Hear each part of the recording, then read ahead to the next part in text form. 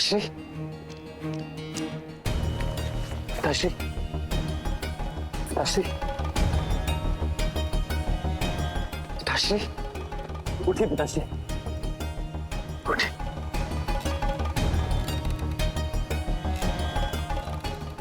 विश्राम करिए पिताश्री।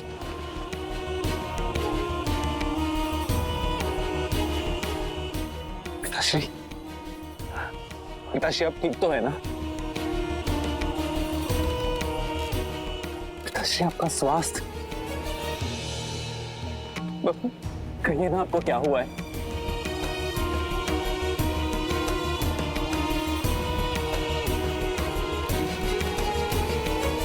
माँ, आप थी ना पिताश्री के साथ, तो कहिए ना क्या हुआ है इनको?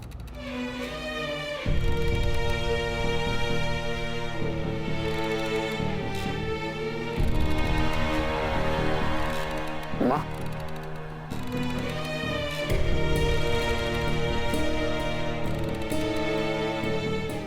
पिताश्री, पिताश्री मैं राज वैद्य को बुलाकर लेकर आता हूँ। वो तुरंत आपका उपचार कर देंगे। राज वैद्य को बुलाने का कोई लाभ नहीं।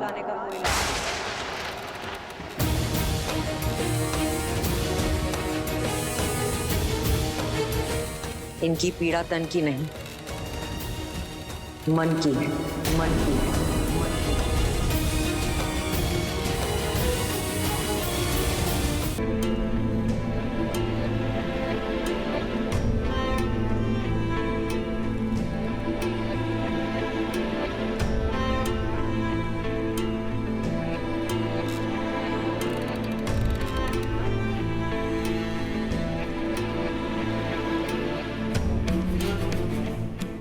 उपचार तो मन की पीड़ा का भी होता है माँ। आप मुझे बताइए, कौन सी बात है जो पिताश्री के मन को व्यथित कर रही है? क्या आप दोनों के बीच कुछ मतभेद हुआ है? मैं बात करूंगा पिताश्री से माँ। आपस में बैठकर बात करेंगे तो मतभेद दूर हो जाएगा। मतभेद हल हो सकते हैं, मनभेद नहीं। और वैसे भी इस समस्या का कारण ना तुम्हारे पिताश्री हैं और ना मैं। तो फिर कौन है माँ? तुम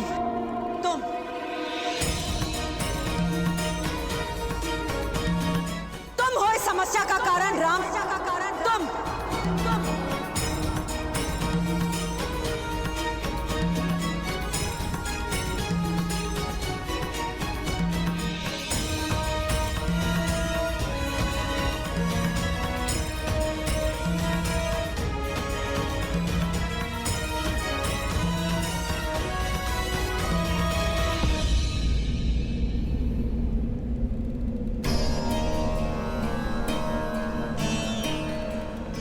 ऐसा क्या अपराध कर दिया मैंने माँ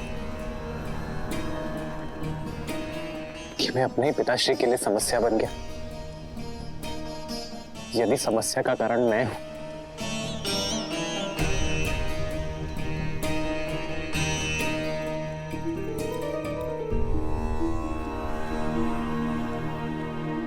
तो उसका निवारण भी मैं ही करूंगा माँ।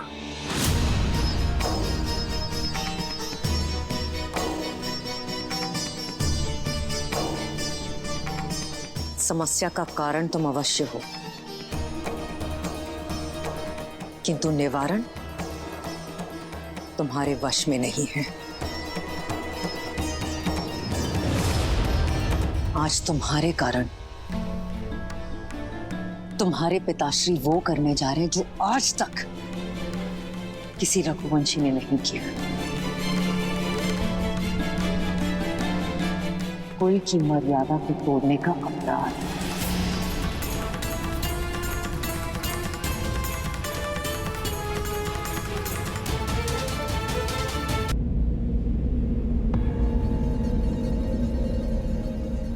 माँ, आप मुझे दोषी मानती हैं,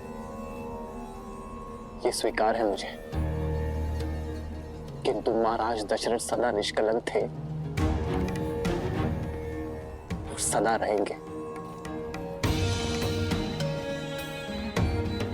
वो जीवन भर धर्म की रक्षा, रघुवंश की मर्यादा के मार्ग पर चले हैं मां। सृष्टिहीन मनुष्य मार्ग भटक जाता है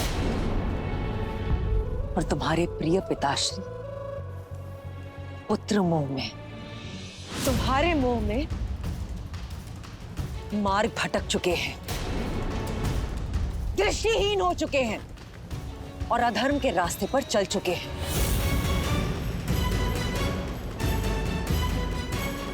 विश्वास नहीं होता? देखो उनकी ओर, देखो।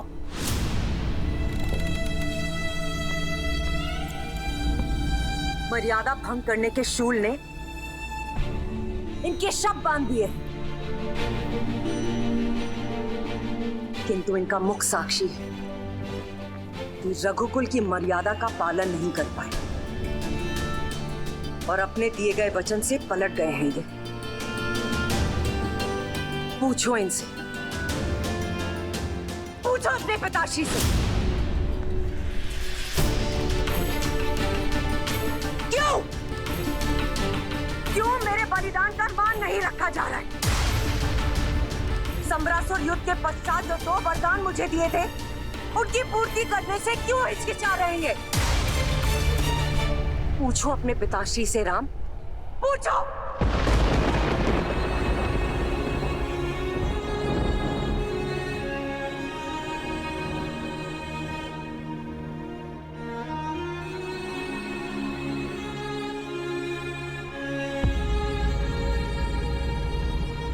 संतान होती ही इसलिए मां कि पुरखों की मर्यादा सनातन रहे। वो पुत्र ही क्या, जो अपने माता और पिता के वचन को पूर्ण न कर सके।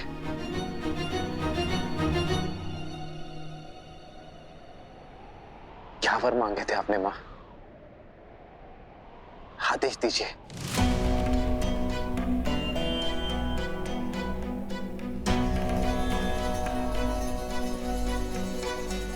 जो पिता नहीं कर पाए वो पुत्र क्या करेगा?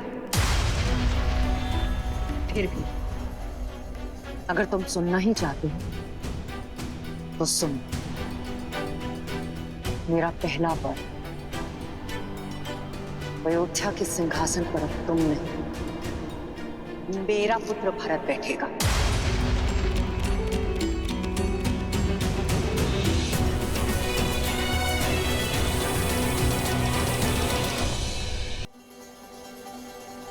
अगर तुम सुनना ही चाहते हो तो सुनो,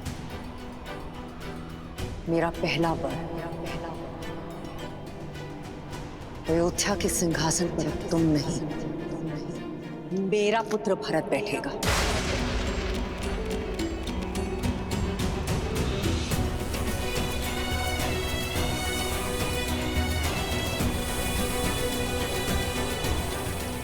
बस इतनी सी बात मां, इसके लिए आपने अपना वरदान व्यर्थ कर दिया।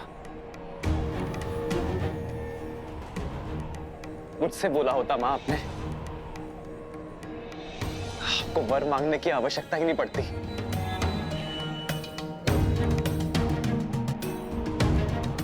मेरा भरत राजा बने, ऐसे किसी को क्या आपत्ति हो सकती है मां? भरत जैसा न्यायप्रिय और परोपकारी राजा पाकर अयोध्या धन्य हो जाएगी मां। अब दूसरा वर बताइए मां।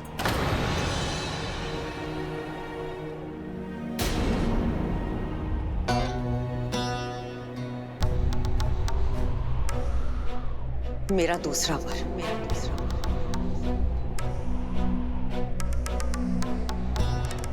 तुम शीघ्र अतिशीघ्र अयोध्या छोड़कर 14 वर्षों के लिए वनवास चले जाओ।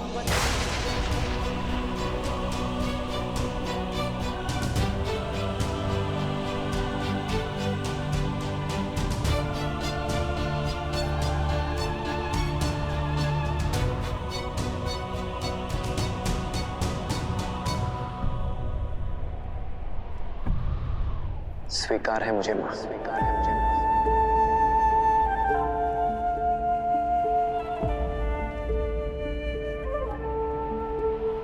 हाँ, थोड़ा कष्ट होगा।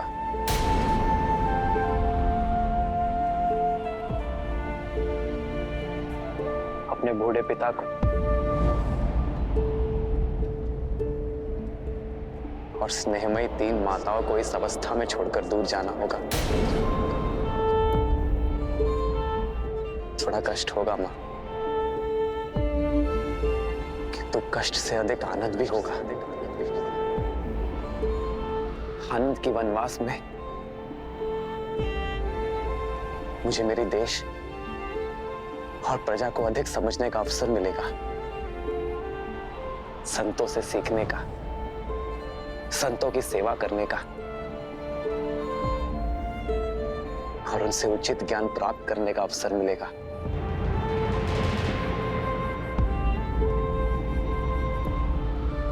अपने पिता के वचनों का मान रखने का गर्व मिलेगा।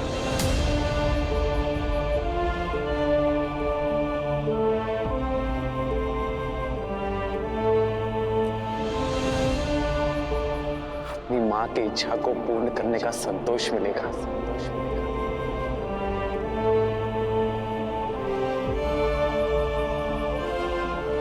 मेरे भरत को राजपथ और मुझे ज्ञानपथ मिलेगा मां।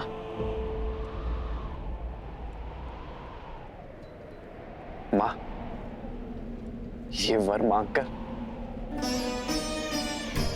आपने इस राम की झोली में आनंद और सुख भर दिया है मां।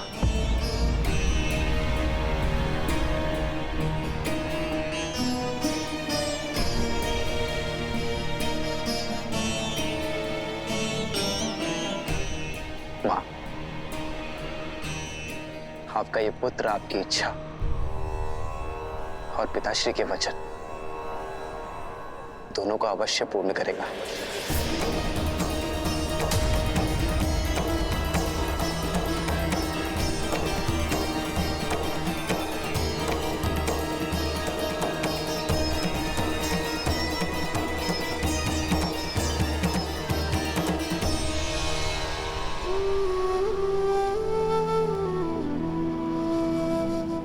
पिताश्री,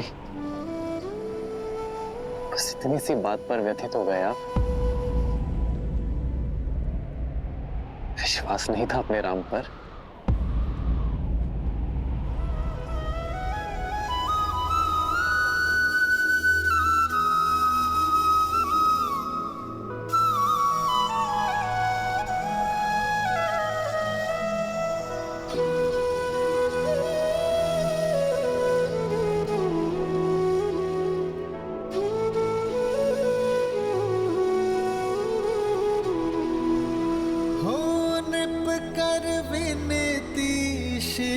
को पुकारे,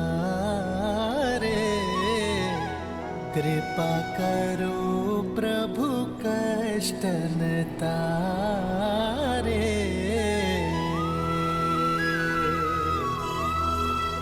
आशुतोष तुम जग पालनहारी, दीन दुखी मैं अवध बिहारी।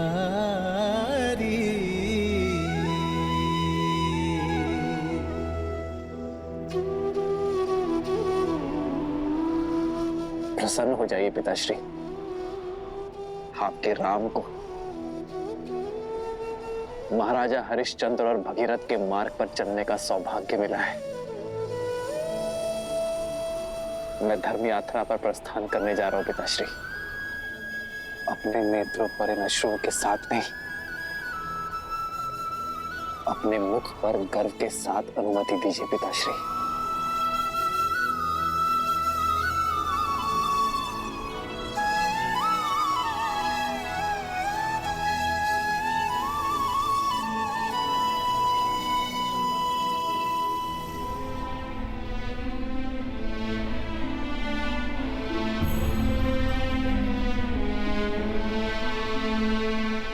अमात्य सुमंत्र,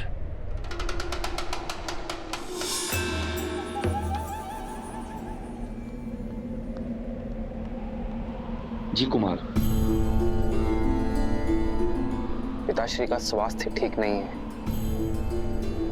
ये किसी को ज्ञात नहीं होना चाहिए। आप इसी क्षण राजसभा जाएं और मेरा एक संदेश सभी को दें।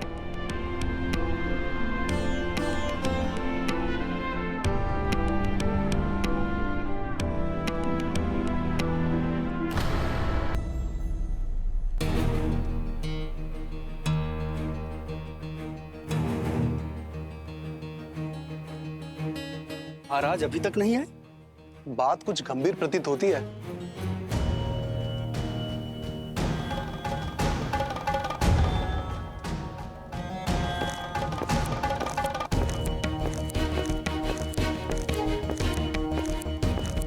राम आ गया।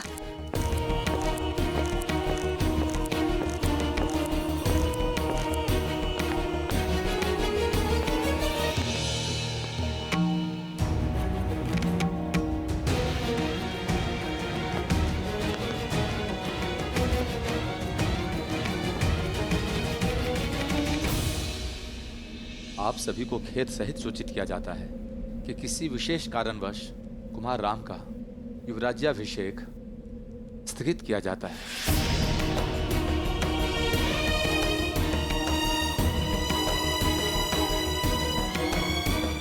अचानक ऐसा क्या हो गया? ऐसी क्या बात है जो हम सबसे छुपाई जा रही है?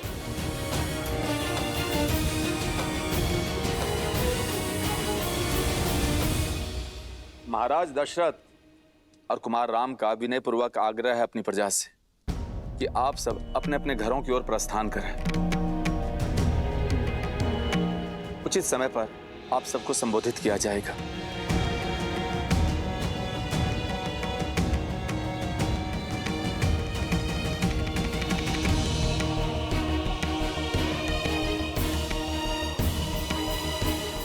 सुमंत्र जी, क्या बात है?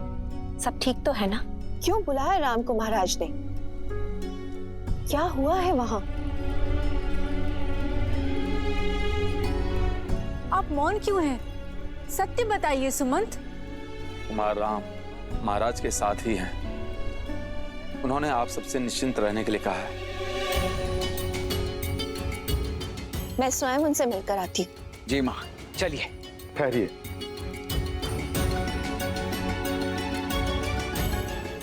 कुमार राम का आग्रह है कि अभी कोई भी उनसे मिलने ना आए। कुछ समय में वे स्वयं आकर आप सबसे बात करेंगे, आपको सब कुछ समझाएंगे। किंतु बात क्या है सुमंत? क्षमा महारानी, मुझे केवल इतना ही संदेश मिला है।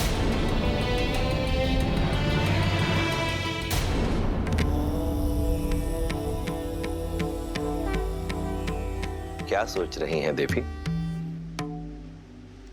यही महादेव कि जीवन ऐसा क्यों है? मनुष्य जब सुख और आनंद के शिखर पर होता है, तब दुख और विपदा की खाई इसके सामने क्यों आ जाती है? जीवन है, इसीलिए ऐसा है। हृदय की प्रत्येक धड़कन के पश्चात एक विराम आता है। प्रत्येक श्वास के पश्चात निश्वास आती है। श्रीमद् रामायण भी संसार को यही समझाती है कि यदि व्यक्ति के जीवन में कोई आपदा आती है तो वो साथ में दो अवसर भी प्रदान करती है। हार जाओ या पार जाओ। यूं समझ लीजिए देवी कि कई बार जीवन यात्रा में व्यक्ति के समक्ष मानो संकटों का एक बड़ा सा पर्वत आ खड़ा होता है। किसी प्रकार से वो उस पर्वत को पार कर लेता है तो क्या देखता है कि सामने एक अत्यंत गहरी खाई है। भरसक प्रयत्न करके वो उस खाई को पार करता है तो देखता है कि सामने पहले से भी कहीं ऊंचा एक और पर्वत खड़ा है। अब ऐसी विषम परिस्थिति में वो किस विकल्प का चुनाव करेगा, ये चयन उस मनुष्य का ही है। श्री राम के जीवन में भी ऐसी ही दुविधा आई, परंतु उन्होंने हार जाना नहीं, पार जाना चुना।